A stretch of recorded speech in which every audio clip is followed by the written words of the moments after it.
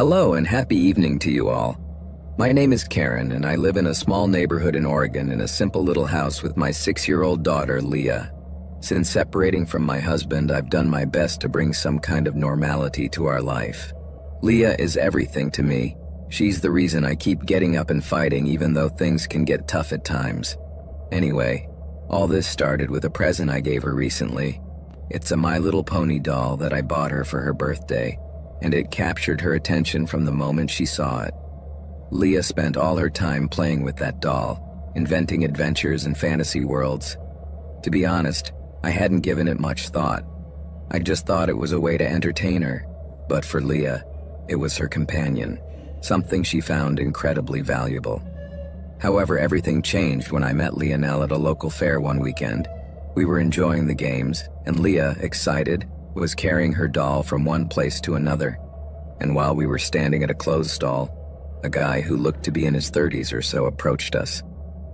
"That doll is very special," he said, and I felt as if the tone of his voice was somewhat out of place. Too much emotion for a simple toy, and even more so for a grown man. He introduced himself as a collector and kept talking about animated series, online auctions, and things like that. The truth is that his obsession with animated series and collectible toys and things like that made me feel a little uncomfortable, but Leah was completely oblivious, smiling and hugging her doll as if it were her best friend. A couple of days later, I received a strange message from a number I didn't recognize. It said, "Hi, I'm Leonelle, the collector from the fair. Would you be interested in selling the figurine? I pay very well." I was surprised he had my number because I didn't remember giving it to him. So somewhat alarmed, I decided to ignore him. But 2 days later, the guy wrote again, this time with an even more tempting offer. But I wasn't interested, so I replied with a resounding no and blocked him. That same night, while Leah was sleeping, I felt someone prowling around the house. I looked out the window and saw a shadow cross the backyard. I thought I was exaggerating, but that feeling of being watched wouldn't leave me alone.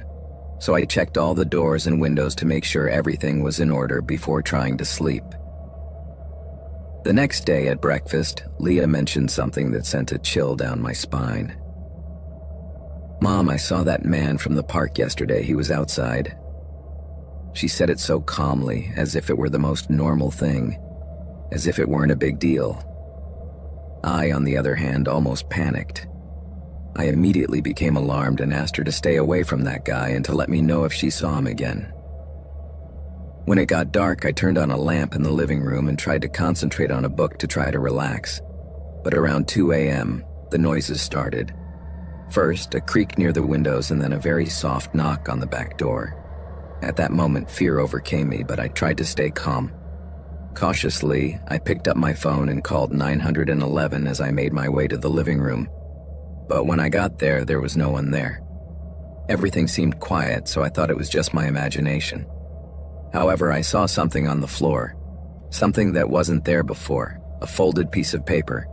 With trembling hands, I opened the note that said, "You don't have to make it difficult, give me the doll." I only had to read those words to feel my blood run cold.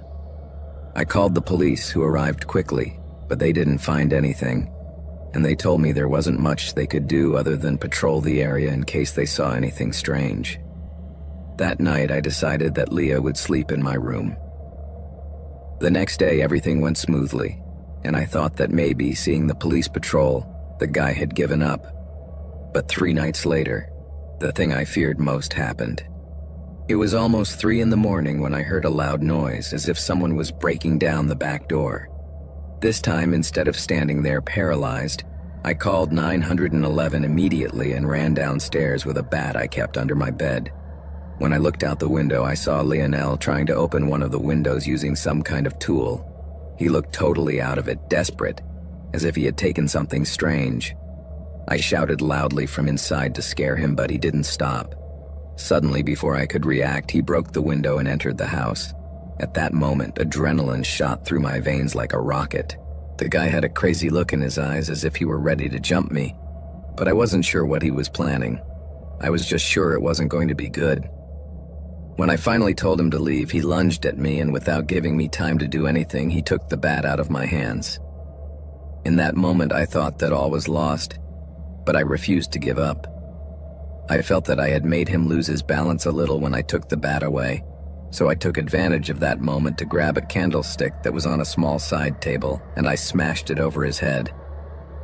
The man was stunned, as if he had lost track of what he was doing. Then, with all the strength I had left, I managed to take the bat back from him and started to hit him. He tried to hit me back, but it was too late.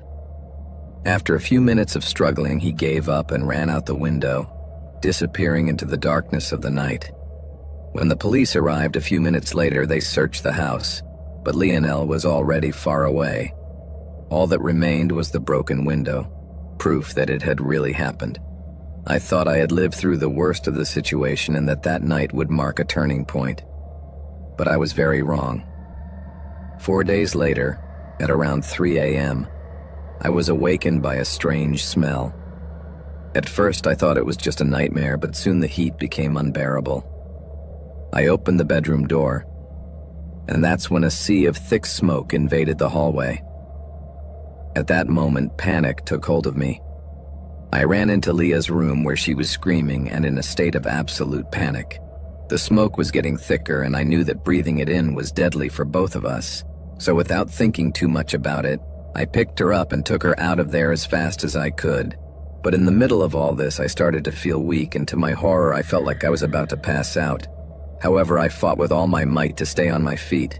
I had to do it for Leah, so I finally managed to regain my strength, and we got out of the flames and smoke.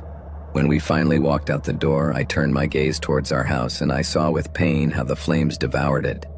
The rest of the neighbors had already called the fire department, but it was too late to try to save anything. I knew it, so all I could do was hold Leah as we watched the fire reduce everything to ashes. By the time the firefighters finally put out the flames, our home was a burnt-out shell. So many of our belongings were gone, including things Leah loved. Investigators discovered that the fire had been set by someone in the neighborhood. The security camera filmed Lionel in our patio just before the initial fire, and he was arrested later that week. During the trial, the guy didn't even show remorse. In fact, he smiled when they mentioned the doll that had been destroyed, as if his triumph were the most important thing. Leah couldn't fully understand what had happened, and from time to time she would ask about her doll. I tried to distract her with other toys, but in my head, I could only think about how close we had been to losing everything because of the crazy obsession of a sick person. Even now, I feel upset between the absurdity of the situation and how dangerous it turned out to be. Practically, my daughter and I were almost burned alive by a stupid doll. Lionel was sentenced to several years in prison, but that didn't give me peace. Our house was rebuilt, but since then I checked the windows and doors at least a couple of times every night.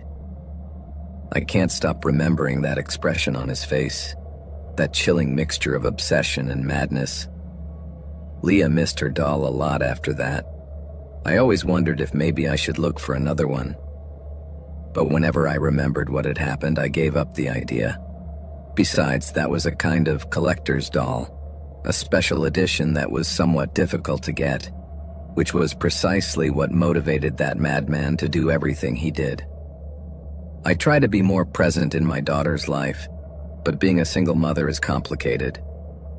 Sometimes I try really hard to convince myself that what happened wasn't my fault, although I can't help thinking that none of this would have happened if I hadn't given her that doll.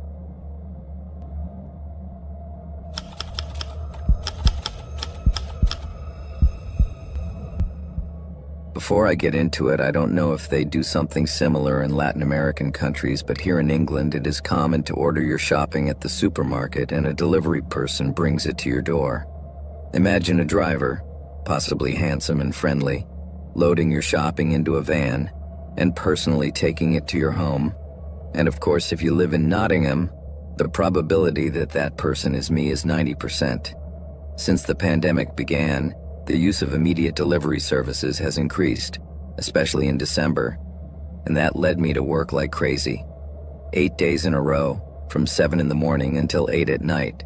It was really exhausting, and well, That tension and tiredness are the backdrop to the story I'm about to tell you. One night I was delivering a large number of orders and I noticed that the streets were unusually quiet, which is rare, but that was what I found. Suddenly I saw blue lights flashing in my rearview mirror. My heart started beating a little faster than normal. I waited a moment to see if it would pass me, and as it was still behind me, I decided to pull over to wait for instructions. When the car approached, I noticed that it was not a normal patrol car. It was a Renault Clio, an ordinary model, and the guy who got out of the vehicle was not wearing a uniform, so I was a little confused, but I didn't think much of it. I rolled down the window and the man, wearing a COVID mask, approached, showing a police badge, and then said, "Drug Squad," asking for my driver's license. My automatic response was to give him my details, thinking that this could be serious, but my instinct told me that something wasn't right. However, in Nottingham, drug crimes are commonplace, so I didn't think much of the fact that the man wasn't in uniform. The guy checked my ID and started to explain that they were after a big drug gang that used couriers like me to transport products. He asked my permission to search the back of my van, and of course I cooperated. So I put on the mask and got out of the cab to open the back door, hoping everything was okay. But as soon as I opened the door, I noticed that the officer at the back wasn't very careful with things. He started to rummage around roughly. At first I didn't say anything. I kept quiet because I didn't want to risk saying something that could get me into trouble, especially with them looking for drug traffickers, but it was really making me uneasy. The officer's partner got out of the vehicle and I thought it was quite strange as neither of them was in uniform, and he also started to search the van. They seemed determined to do a thorough job. While officer number 1 continued to search my trunk, number 2 rummaged through the glove compartment and searched the cabin quite roughly. Frustrated by the behavior of both officers, I decided to go and have a look. When I arrived, I saw the first policeman practically messing up everything in the van, throwing fragile things on the floor. The truth is that the situation was becoming ridiculous. Finally, I found the courage to speak. "Hey, please be a little more careful with my stuff," I said, trying to sound firm but polite. "Shut up," one of them replied rudely without even stopping. His reaction left me completely stunned. I had dealt with impatient cops before, but this was on another level. After that so-called policeman had let fly with his abuse, I told him there was no need for that attitude as I was cooperating perfectly. At that point, his partner decided to play the part of the good guy in this bad cop, good cop duo. He apologized for the inconvenience, told me how crucial his job was, and then informed me that I also had to register, as if I could be hiding something. At that point, I was already late for my delivery, but I still decided to be an exemplary citizen and cooperate with them in any way I could. So there I was, parked on a lonely, dark street, as these strange officers began to inspect my pants and jacket as if I were a criminal. At first, the search seemed quite normal, but then he asked me to take off my jacket for a more thorough check. It was a freezing night, and I wasn't too happy about it, but I decided to play along. After all, they were the law, so I gave him the jacket without a word, but he only gave it a quick once-over, and instead of handing it back to me, he threw it on the ground. Then he told me to take off my shoes, and that's when I started to feel like this was getting out of hand. Why would he do that? I thought, feeling increasingly uncomfortable with the situation I was in. Then one of the policemen started to explain to me that criminals often hide drugs or money in their clothes and all that, but I was already reaching the limit of my patience. I tried to stay calm, so I agreed to take off my shoes, and that's when everything started to go to hell. The policeman, who now had my shoes in his hand, came up behind me and started to handcuff me. "We're just detaining you for a moment. I'll look for the drugs and then I'll uncuff you," he said. "What drugs?" "I don't have any drugs," I said. "That's what we don't know yet," replied the man who was handcuffing me, in a tone that seemed half mocking to me. But instead of calming my nerves, it was quite the opposite. Panic began to take hold of me. It was clear that this situation was not right, and I was beginning to suspect that I had made a very bad decision in trusting these so-called policemen. The scariest part of the case is that it was the beginning of winter, and now I found myself handcuffed, barefoot and without a jacket in the middle of the street, with this guy pushing me towards the inside of the van. In a moment of lucidity, I said that I was going to write down their license plate numbers to file a complaint. But then the officer who was escorting me at the time pushed me to the ground, saying something like, "You're being a complete idiot." I couldn't believe what was happening. Or maybe I didn't want to. I felt annoyed with myself. Only now was I beginning to realize that these two policemen were not who they said they were, and fear began to invade me, making me feel completely vulnerable. I realized how terrible my situation was. Now I was handcuffed and freezing in front of these guys who were starting to ask me questions that had nothing to do with a police operation. The worst part was that they didn't seem to like my answers. "Where's the money?" they asked me, and at that moment, I wasn't sure what they wanted. I thought they were confusing me with a drug courier or something. I tried to explain to them that I had no idea what they were talking about, that everything was digital nowadays, and that there was no cash in my van. In response, they threw me into the back of the van, and I saw how they threatened to close the doors. Most haulers who have a van know that it comes with that kind of refrigerated compartment, and they also know that there is a way to open them from the inside, but I was handcuffed, and all my things were lying on the road, including the jacket with the keys. So if they closed the doors on me, I might not have the opportunity to tell this story.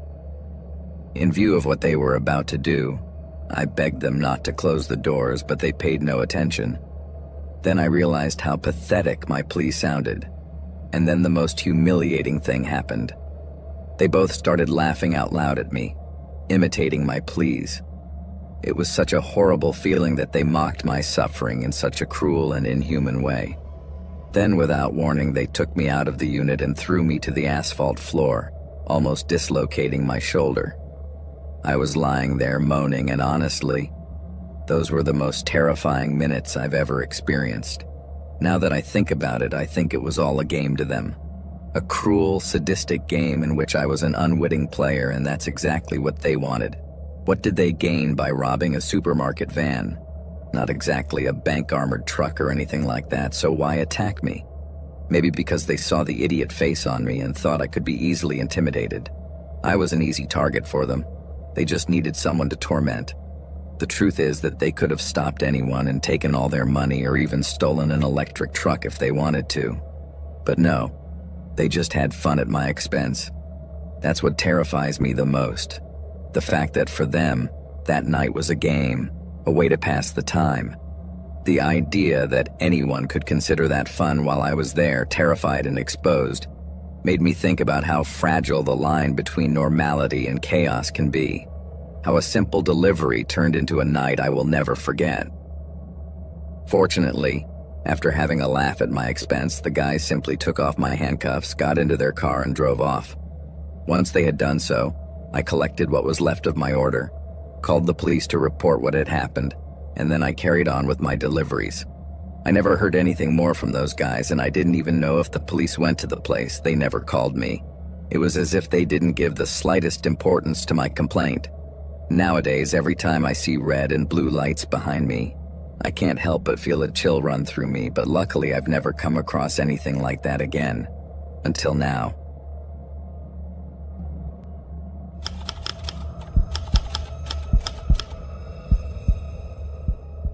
I spent my childhood and much of my youth in a small village in the Himalayas where I was born in the shadow of enormous mountains. There, most of my neighbors were farming families who worked the land, growing what they could on the hillsides. But my family wasn't part of that world. My mother was a homemaker and my father was the village mechanic, which made us quite well known in the community. I had lots of friends, but my best mates were 3 boys my age, Rach, Rowan, and Cabell. From when we were little, we were always together for everything. We went to school, studied, played in the fields, and more often than we'd like to admit, we also got told off by the grown-ups for our mischief. They were the best days of my life. We spent our time without worrying about the future or the past. Cabell in particular came from one of the wealthiest families in the village. They didn't have fancy cars or mansions, but they did have a lot of livestock and vast tracts of land in the mountains, which made them stand out in our community, as that was the closest thing to being rich that we could be in our village. Now that you know a little about our community, you will realize how important an incident that occurred when we turned 15 could have been. At that time, all we wanted to do was run, play cricket, and spend time outdoors. It was then that Cabell proposed having a sleepover at his house, which sounded incredibly fun when he mentioned it. But instead of sleeping at his house, we decided it would be more exciting to sleep in a large lookout post on his land, almost in the mountains. It was the early 1990s, so although the village had electricity, the countryside had no internet connection, let alone electricity. That meant we had to take our flashlights to at least illuminate the darkness a little. Of course, it goes without saying that there were no cell phones to distract us in the solitude of the night, just nature and whatever silly thing we could think of to do. So we chose a weekend for our adventure, making sure we wouldn't have to worry about going to school the next day. Cabby's mother cooked us dinner. It wasn't anything special, just a curry with rice, but she also gave us some sweets, a couple of big bottles of water and thick blankets because the temperatures dropped to freezing levels at nightfall. Just when we had got excited about the idea of the sleepover, Cabby's grandfather, an 80-year-old man, called us. He was an affectionate grandfather, one of those endearing characters who give good advice and teach you life lessons that you never ask for, but that are very useful. "What are you guys doing here?" he asked, gesturing for us to come closer. That grandfather was always on his porch observing the life around him, as he had worn out from old age and could no longer do much else. "Your mother mentioned to me that you are going to spend the night at the lookout post, is that correct?" "Yes, Grandpa, we plan to have a lot of fun," we replied enthusiastically. But his tone suddenly became serious. "Listen, there's something you must remember. Don't leave the lookout post once it gets dark. No matter what happens, don't you dare do it." "What if we need to go to the bathroom?" I asked him mockingly. "Pee before you go up," he said immediately in a firm voice. Curiosity led me to insist, "But why? Just listen to me and stay off the ground once it gets dark. Do not climb under any circumstances," he warned seriously. The boys and I were a little uneasy. Grandpa's warning made us a little scared, but the adrenaline of adventure was too strong to stop us. As we walked towards Cabell Field, he and Rach started to liven things up, trying to distract us from Grandpa's warning.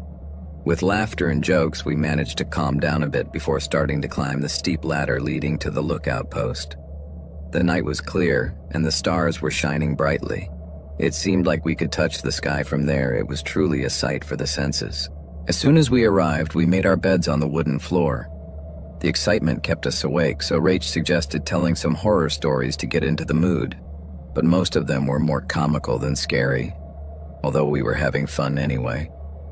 However, suddenly I remembered what Grandpa had said and asked Cabell, "Why did your grandfather tell us not to leave the stall after dark?"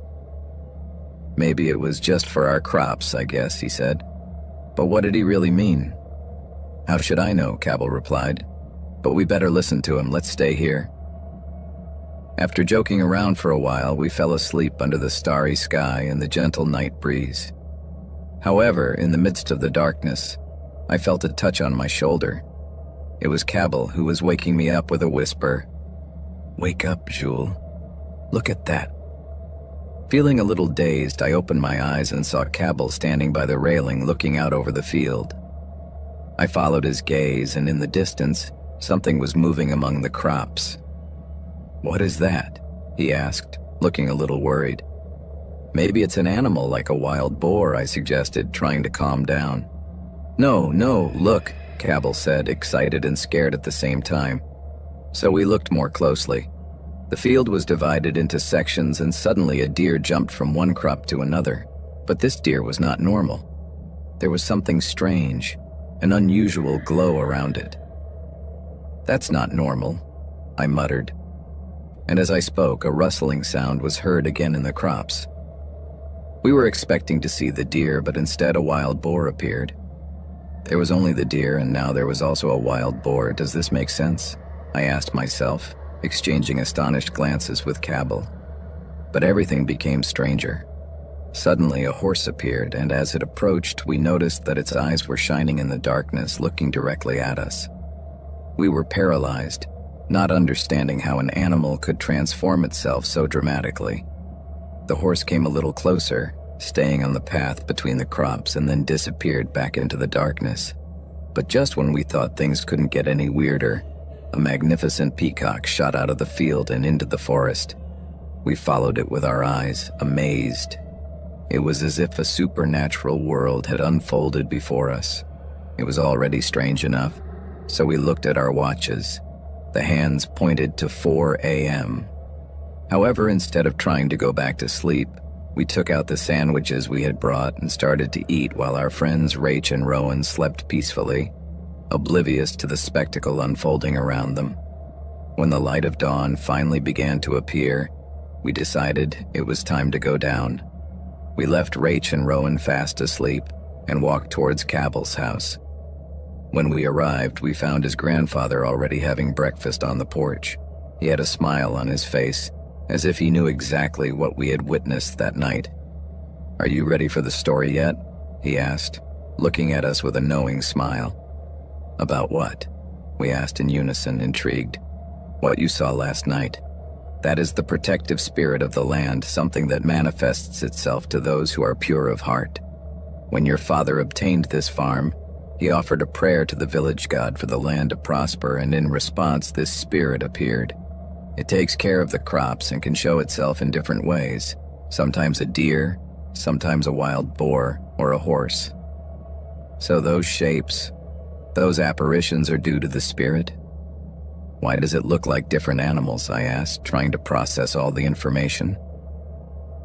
"That depends on the intention of the observers. If they see something malicious, it can transform itself into a predator to protect itself.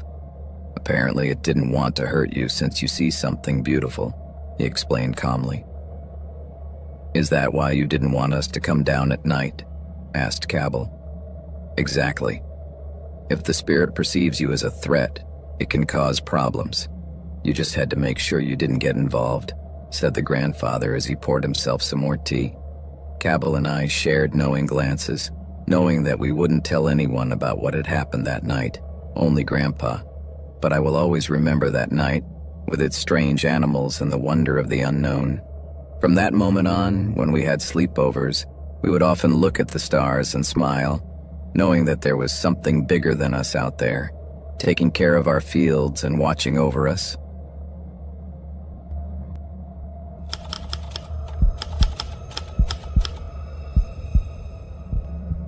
It was 1994, and in a quiet neighborhood in Ohio, Luke and Sarah were very excited about planning their wedding. They didn't want anything flashy, just a simple ceremony surrounded by their closest friends and family, as neither of them liked over-the-top, pompous parties.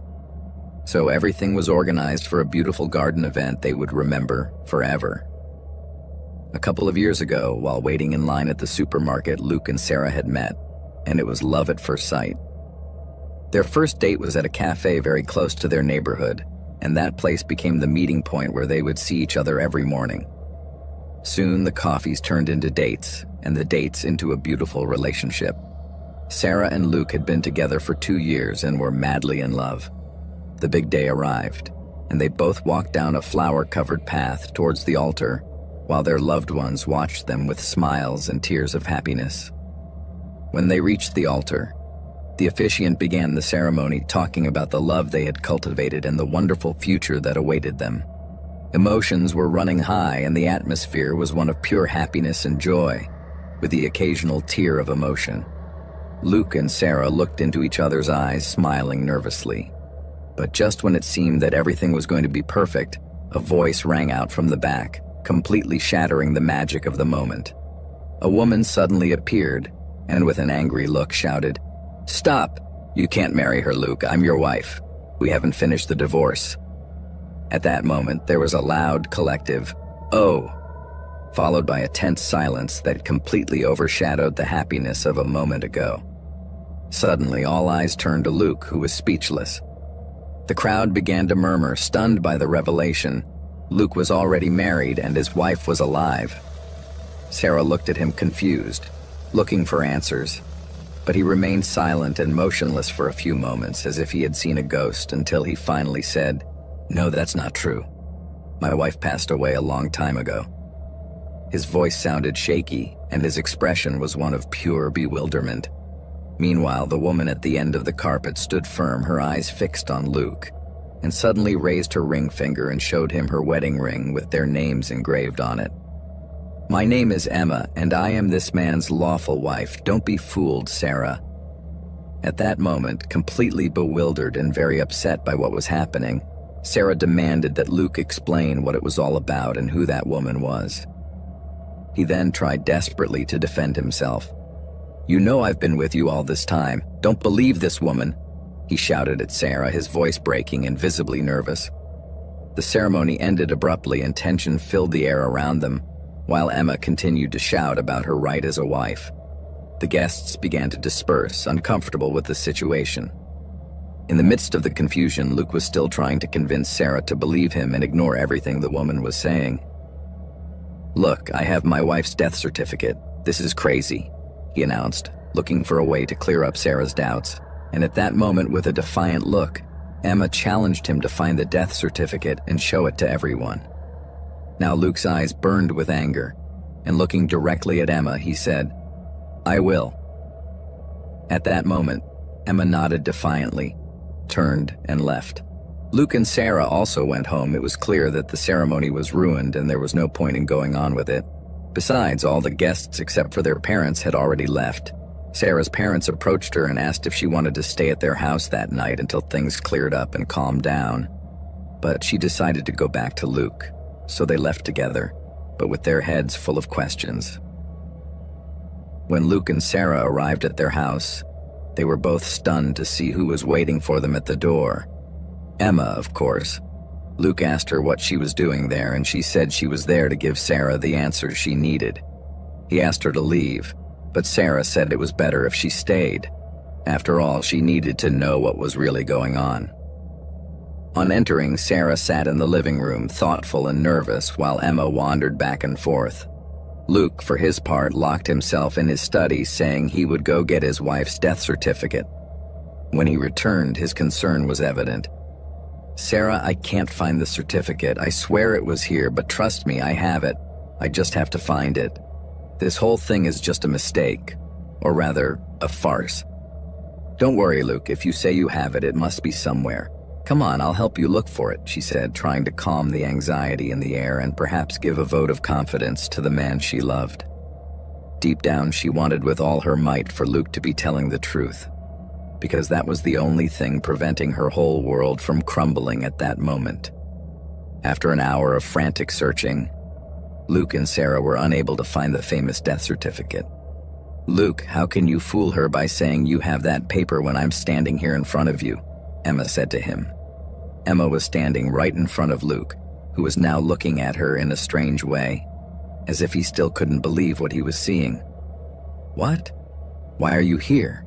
You're not Emma, you can't be her," he said, almost in a whisper, still looking at Emma's face, and then he shouted angrily, "This woman is nothing but a liar!" trying to follow the thread of madness that was unleashed around him. At that moment, Emma came closer to him and told him that he was the liar and a coward. Then she reached into the pocket of her jeans and took out a photo of her and Luke on their wedding day, holding it out to Sarah.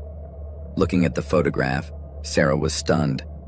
The woman in the photo and the woman in front of her were identical, there was no doubt about it, it really was her. But why did Luke never talk about her? And why did he make everyone believe she was dead?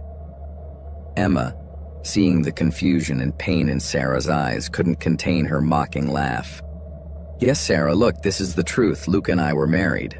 You may not remember, but I came back to this place to get some answers. Answers I could have gotten 6 years ago if I hadn't been, well, dead." At that moment, the room went silent. Sarah was crying while Luke just shook his head, completely baffled. Then Emma smiled and dropped a bombshell. "Speak, Luke. Tell Sarah what happened to me. Explain to your fiancé what you did. Explain how you pushed me off the balcony and then made her believe that I had taken my own life. Explain to Sarah how you killed me." Luke felt cornered, The fog of the lie he had woven around him began to dissipate, leaving only the dark reality.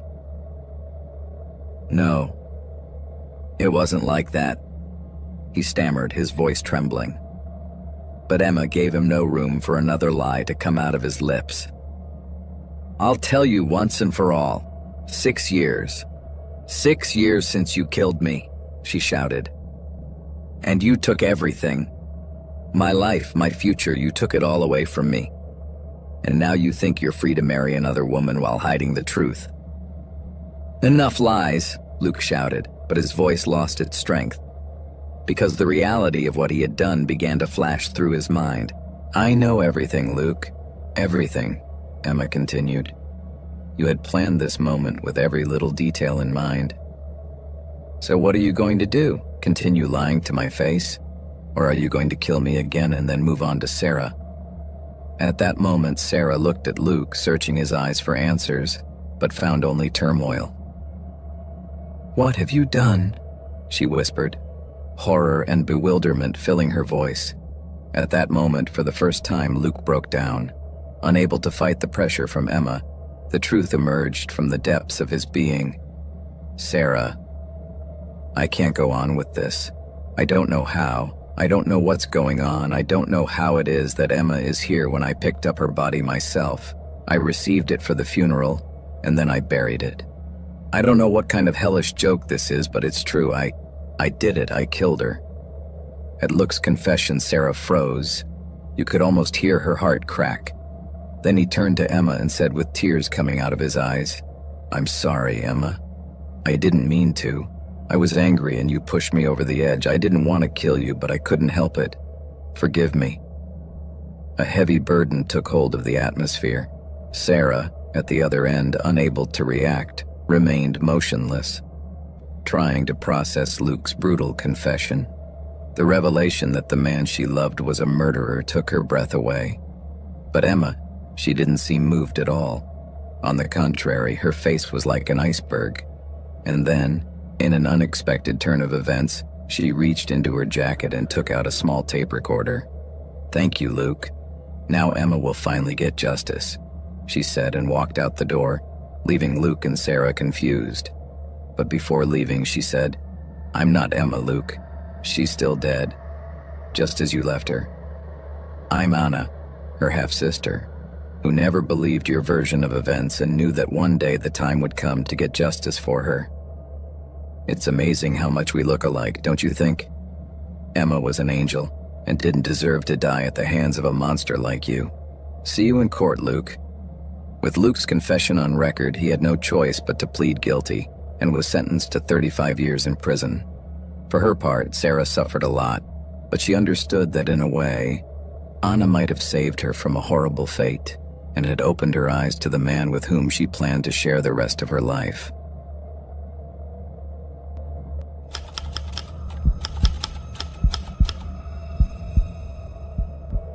When the weekends came around, it was time for my friend Hannah and I to become urban explorers. We loved exploring abandoned buildings and forgotten places. Hannah always carried her camera to capture photos for her blog, while I simply enjoyed the adventure. There's nothing like getting lost in the remains of a ruined theater or a dismantled amusement park. We may be a bit weird, but we'd been doing this since we were teenagers, long before I met my boyfriend Bob. One day, Hannah called me with an unpromising proposal. She wanted us to explore an abandoned McDonald's in a nearby town, a place that hadn't been particularly exciting before. Most of the interesting stuff had already been stolen or completely ruined. At first, I told her I wasn't very interested, but then Hannah told me that this place was scheduled to be demolished the next day. So I thought it would be our last chance to see it. Besides, it was one of our first places to explore together, so I thought it would be nice to say goodbye to it. I had nothing better to do, so I left Bob and went out with Hannah around 5 in the afternoon. When we arrived, the restaurant was empty, and it made me even more disappointed than I expected. All the tables and chairs had disappeared, and the kitchen seemed almost deserted, except for a small dead animal that Hannah found. She, on the other hand, seemed to be enjoying her moment, taking photos and smiling. I was about to suggest that we leave, when Hannah asked a strange question. Apart from Bob, nobody else knows we're here, do they? I assumed not. I don't know if it was my answer or what happened next, but my friend stared at the freezer door. "Do you hear that?" she asked. I immediately replied. I didn't hear anything, just the wind blowing outside, but she insisted that there was a noise behind the door. Whenever we explored abandoned places like restaurants, we avoided opening the freezers because they were often full of rotten food, and the smell was unbearable. "There it is again," said Hannah, and I heard nothing. I tried to remind her of our golden rule, not to open those places, but she was convinced we had to look. "I promise that if we don't see anything, we'll close the door right away," she said with a twinkle in her eye. I looked at her, hesitating a little, but in the end I nodded. I moved closer to her as she slowly opened the freezer door, but I didn't smell anything. Carefully, I leaned forward, trying to see in the darkness. Honestly, I didn't think we'd see anything, but suddenly everything went black. I felt a sharp pain at the back of my head and I passed out. I have no idea how it happened, but I was sure that Hannah had knocked me unconscious. I don't know how long I was unconscious, but when I finally came to, I realized I was trapped in a freezer. The air was damp, but it didn't smell bad, just old and stale. Everything was dark except for the diffused light coming in through the edges of the door. I stood up, trying to calm the panic, and approached the door, but just as I was about to knock to get out, I heard a voice that made my blood run cold. It was Bob's voice. What the hell was he doing here? I couldn't believe it. "Don't move," Hannah said. What was going on? Her words froze me even more. "If he's lucky, he'll only sleep until the bulldozers arrive," Hannah said. The revelation hit me like a bucket of cold water. They had planned this. Bob and Hannah were working together to leave me here. When the construction crew started tearing the place down, no one would realize that I was trapped. I was about to scream, but I preferred to think before I acted. I checked my pockets, but Hannah had already stolen my phone. I was alone and helpless, with no idea how much time I had left before this all turned into a real nightmare. So I thought of a way to get Bob to let me out. I had always been smarter than him, so I came up with a plan. To pretend I had just woken up. I banged on the door as hard as I could. "What do you want?" I shouted. "I just want you to know that I've written a farewell letter for Bob. It's in my pocket. If I die and someone finds my remains in the rubble, they'll find the note, and they'll know who killed me." I heard no reply. Instead, I heard Bob talking in a low, nervous voice.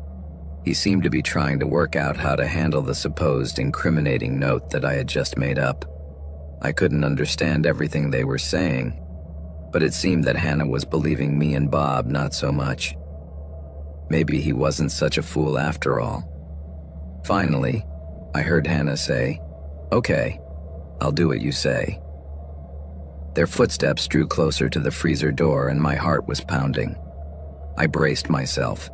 When Bob slowly opened the freezer door, just a couple of inches, it was just what I needed. I took the opportunity to push them both inside with all my strength and slammed the door shut. In less than 10 seconds, I had turned the situation around. Immediately, they started banging on the door, begging me to let them out, shouting and blaming each other for the plan. I knew I couldn't trust either of them because they were both equally treacherous, so I left them there, trapped and out of my life. I looked for my phone among Hannah's things, and when I found it, I went home. 3 hours later, the sound of bulldozers could be heard rumbling in the distance. 6 hours later, the bodies of both of them were found trapped in the rubble of the building that had sought to seal my fate.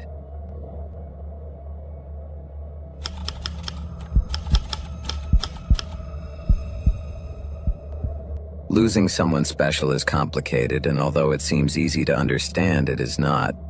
Everyone thinks they know what to say, that they have the perfect words, or that one can simply act as if nothing had happened. But you don't know until it happens to you.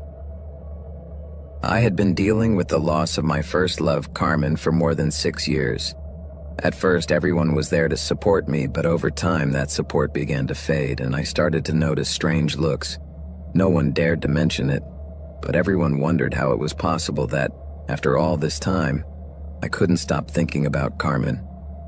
My friends think that 6 years is an eternity, and maybe they're right. But what they don't know is that, for some strange reason, she keeps visiting me.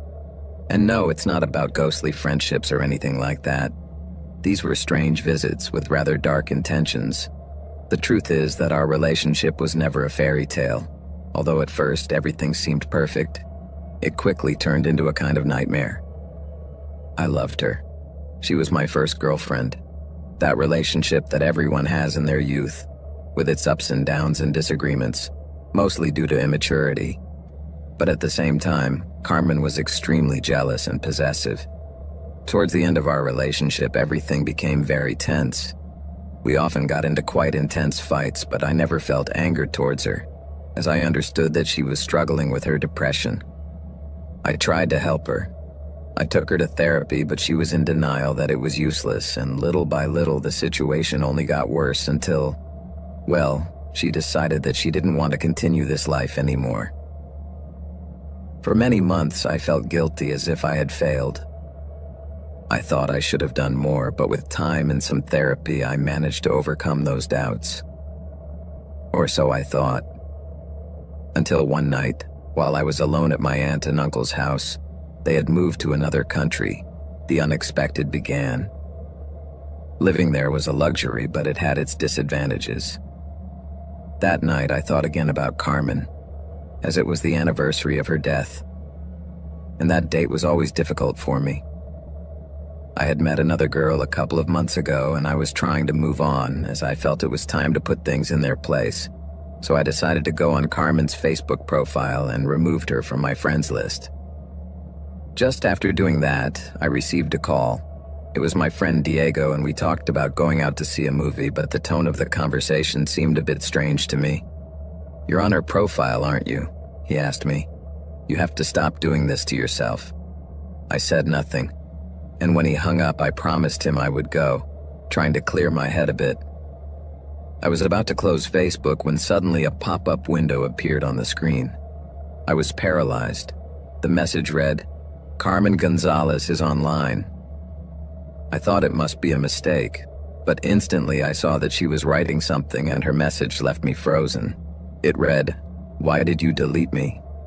In that moment, the air around me became heavy and icy, and I knew that what had begun years ago was not yet over.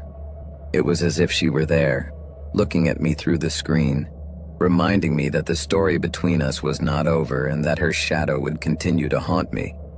The night went on, but my mind couldn't stop thinking about that message. How could it be that my deceased girlfriend was writing from the afterlife? I don't even know how to describe what I felt at that moment. It was as if the world had stopped. My whole body went on alert, and a cold wave of sadness and confusion washed over me. Could this be true? It was simply impossible. I closed the chat window with a swipe, but before I could breathe a sigh of relief, it opened again.